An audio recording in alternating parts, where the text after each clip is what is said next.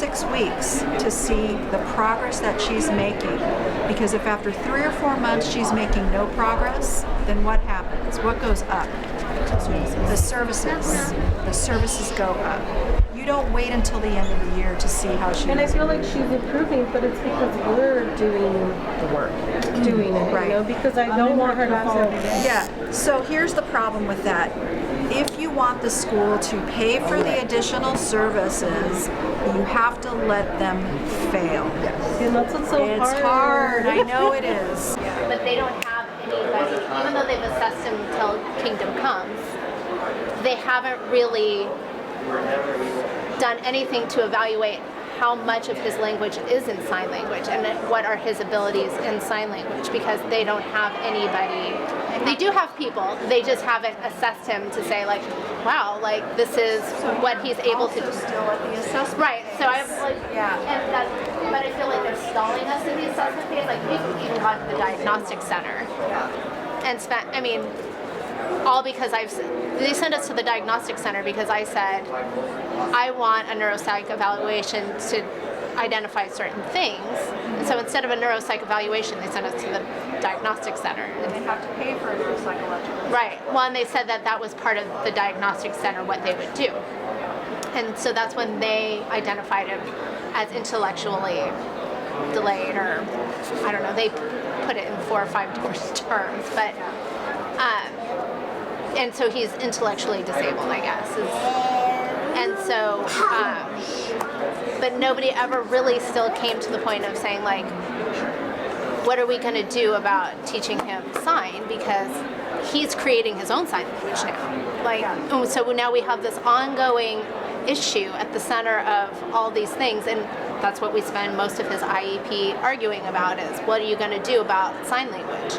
If he's gesturing to you and creating his own signs, like, how are you going to deal with it? Has he had an augmented assistive communication? He has one, so that's supposed to be, so he's supposed to be able to interchangeably on his own be able to speak, sign, and use his AAC. That's a goal. That is, yes, that's what they've told us is considered a total communicator. But they only and that all of even his behavior is supposed to be considered a form of communication, because technically it is. Yeah, so my son is nonverbal as well, and I can definitely say that in the world of children who are nonverbal, behaviors will go up if they're unable to communicate their needs to you.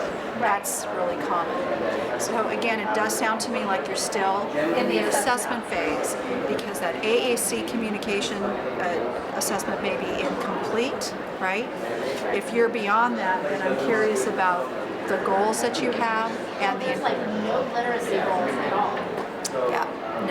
Yeah. So you have to make sure that your present levels really teases out where your child is in terms of their literacy, and then that the goals are targeting literacy. The assessments really have to, so it's tough for us with kids with ID and for kids who are nonverbal, because a lot of the assessments are not normed for children who have intellectual disability and who are nonverbal. So you really need a super expert team, because we can draw some really quick conclusions that a kid has intellectual disability when really they don't. It's really more related to the fact that they can't talk. Yeah. So that's, in my opinion, sort of where you are. Is there resources to go to say, like, we should get an evaluation here, we should use these tests? Like these So for nonverbal kids, there's a great website called Practical AAC. That is a terrific website on all the different assessments that you should be having.